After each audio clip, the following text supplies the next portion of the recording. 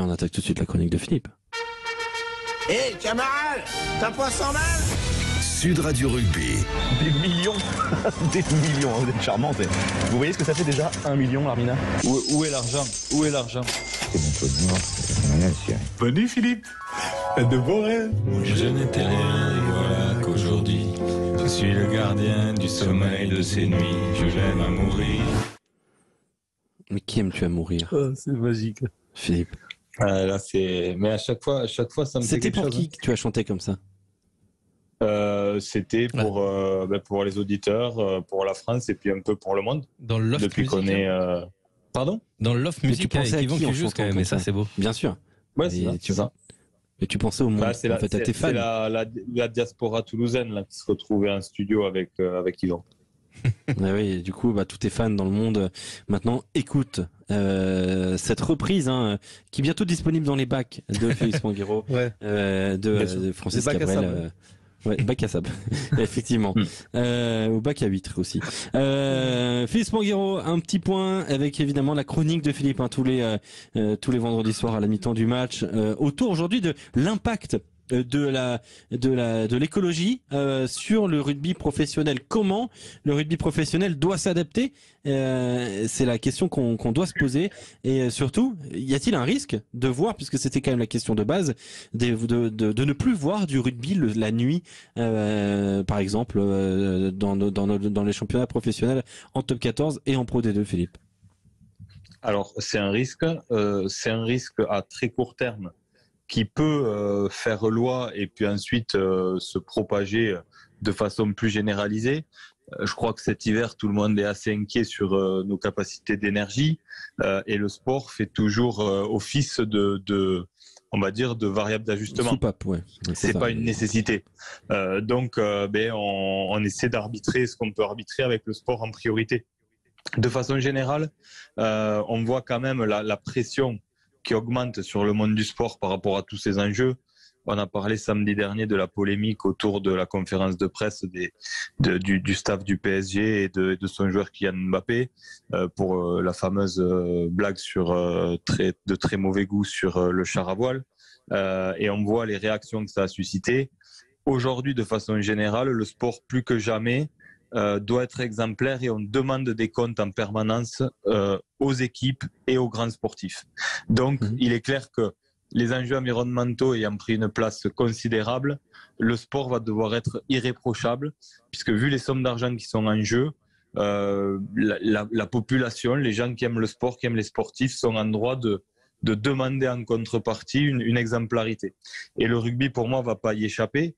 Ça va amener de vrais changements en profondeur. Je reprends l'exemple d'un sujet que je connais bien qui concerne les Sud-Africains et les Sharks avec leur entrée dans le championnat du Nord et l'URC. Et tout de suite est venu le sujet du bilan carbone.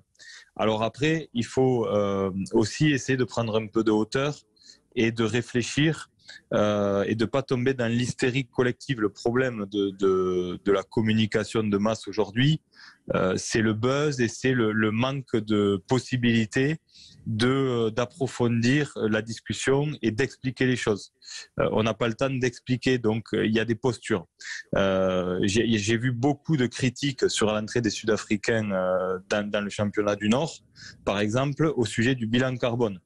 Moi, pour en avoir parlé avec eux, leur bilan carbone, à l'échelle du monde, était bien plus mauvais dans la formule d'avant, puisque ils étaient un week-end en Argentine, ils repassaient faire un saut de puce en Afrique du Sud pour repartir en Nouvelle-Zélande, pour repartir en Australie, et c'était ça leur quotidien.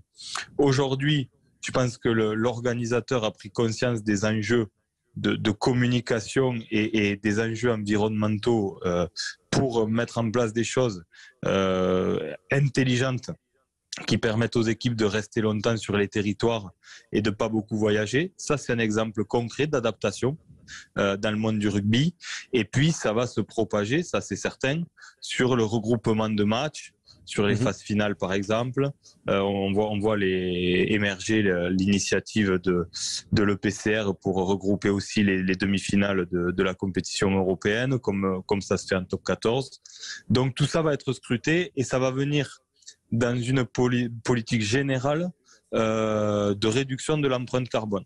Donc, c'est clair que ça va devenir un des enjeux majeurs que vont avoir à gérer les acteurs et qui seront jugés par l'extérieur là-dessus, mais que aussi ça contribuera à leur faire maintenir une légitimité et une crédibilité vis-à-vis de leurs sponsors et de tout leur écosystème en direct.